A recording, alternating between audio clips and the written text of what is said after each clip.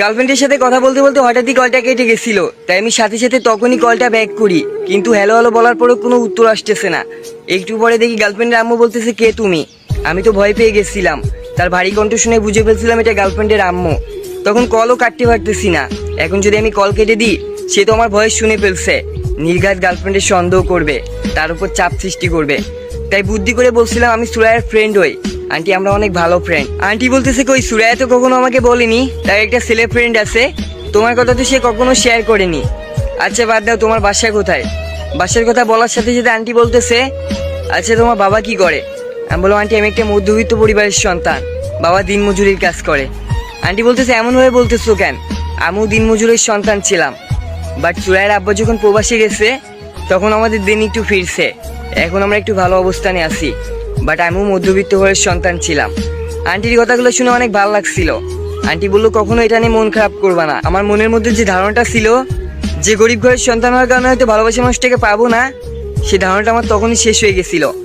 সত্যি বলতে আন্টি অনেক সুন্দরভাবে আমাকে বোঝাইছিল, শোনো, গরিব ঘরের সন্তান হওয়ার কারণে কখনো মন খারাপ করবা না, আল্লাহ যার যে অবস্থানে পাঠিয়েছে সে সেখানেই থাকবে।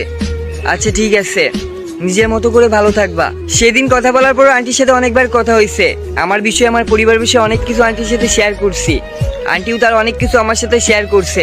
সত্যি বলতে আমাদের একটা ভালো সম্পর্ক হয়ে গেছিল। সুরাইয়া যখনই আমাকে কল দিত, আন্টি সুরাইয়ের কাছ থেকে কল নিয়ে আমার সাথে কথা বলতো। এভাবে দিনটা ভালোই চলতেছিল। হঠাৎই একদিন সুরাইয়া কল দিয়ে বলতেছে, ইমন আমার আব্বু বাসায় আসতেছে, আমার বিয়ের কথা চলতেছে, আমার বাসা থেকে বিয়ে দিয়ে দিবে। সত্যি বলতে তখন আমি কি করবো ভেবে উঠতে পারতেছিলাম না। আমি সুরাইয়ে বললাম, এত তাড়াতাড়ি বিয়ে দিয়ে দিবে? আম্মু বলতেছে, ছেলে আব্বু দেখা রইছে, আব্বু বাসায় এসে ছেলেদের বাসায় যাবে, তারাও আমাদের বাসায় আসবে, আমাদের বিয়ে ঠিক করা রইছে। সত্যি বলতে সবকিছুই ঠিকঠাক রইছে, তুমি কিছু একটা করো।